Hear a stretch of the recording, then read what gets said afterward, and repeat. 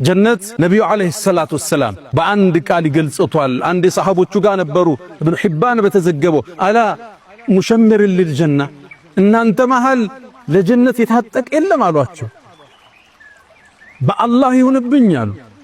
ጀነት እኮ ኑሩን የተለላ የሚያበራ የብርሃን የተንቀለቀለበት ዓለም ወረይሃነቱን ተህተዝ ስታየው ምልከታህን አይንህን የሚማርክ ልዩ ዓለም ነው።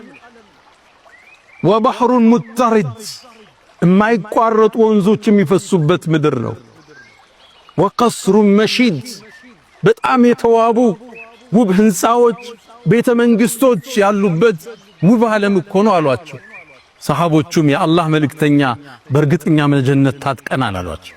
ጀነት ግንባታዋን አላህ የገነባት ለቢነቱ ሚን ዘሀብ ህንፃዎቿን ሲናገሩ ጡቦቿ አንዱ ከወርቅ ነው፣ ሌላኛው ከብር ነው፣ የሁለቱ ማያያዣ ምስክ ነው ይላሉ ነብዩ አለይሂ ሰላቱ ወሰለም። አላህ በረቀቀው ጥበቡ ያሳምራት፣ አስውቦ ዲዛይን ያደረጋት፣ አሳምሮ የሰራት ጀነቱ አድንን አላህ ሰርቶ እንደጨረሰ አስዋባትና ተናገር ያላት አንድ ቃል ተናገረች።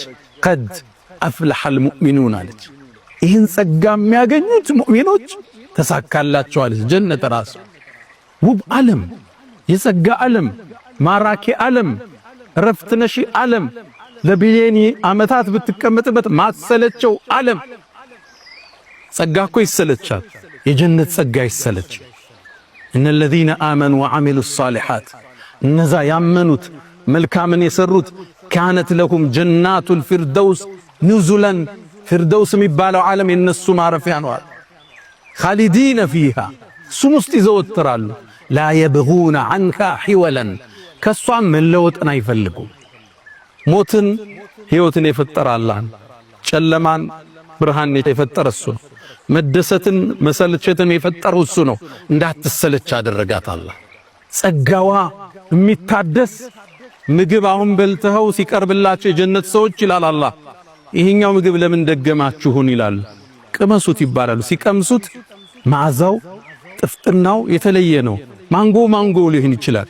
አላህ ቁርአን ላይ ምናል ወኡቱ ቢሃ ሙተሻቢሃን ተመሳሳይ ተሰጧቸው ነው። ሳዩት አንድ ነው፣ ሲቀምሱት አሁን ከበሉት የሚቀጥለው የተለየ ነው። ማይቋረጥ ደስታ፣ ማይቋረጥ ህይወት። ጀነቱ ፀሐይና ብርድ የለም። ታዲያ ብርሃን ከየት ይመጣል ወደ ጀነት ዓለም? ከአርሽ በኩል የፍጥረቱ ዓለሙ ማሳረጊያ ጣራው አርሹ ረህማን ከሱ ስር የሚመነጭ ብርሃን አላሉ ነብዩ አለይሂ ሰላቱ ወሰለም። ወደ ጀነት ዓለም እሱ ያበራል። ሙቀት የለም፣ ቅዝቃዜ የለም። በጣም ማራኪ አየር፣ ለስላሳ አየር ያለበት ሚጋርደው ነገር ባይኖርም ደግሞ ዛፎች አሏት። እያንዳንዱ ዛፍ ስሩ ከወርቅ ነው አሉ ነብዩ አለይሂ ሰላቱ ወሰለም።